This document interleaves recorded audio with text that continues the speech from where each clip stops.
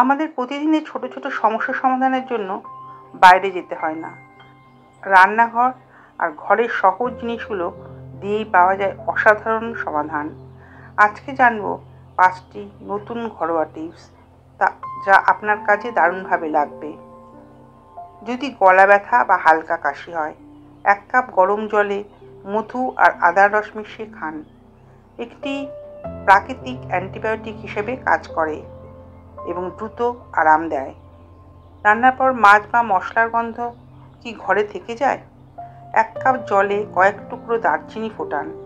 এই বাষ্প ঘরের দুর্গন্ধ মুহূর্তে দূর করবে। দাঁতের ব্যথায় আরাম। যদি হঠাৎ দাঁতে ব্যথা শুরু হয়, একটি লবঙ্গ দাঁতের পাশে রাখুন।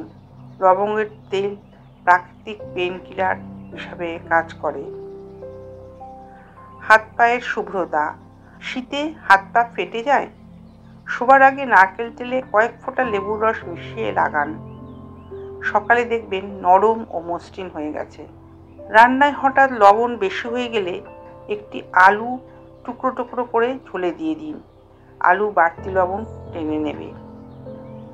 এই ঘরোয়া টিপসগুলো সহজ, সাশ্রয়ী আর কার্যকরী। নিয়মিত ব্যবহার করলে জীবনের অনেক সমস্যার সমাধান ঘরেই পেয়ে যাবেন। ভালো লাগলে ভিডিওটি লাইক করুন, কমেন্টে জানান কোন টিপস আপনার কাজে লাগলো, আর অবশ্যই চ্যানেলটি সাবস্ক্রাইব করুন।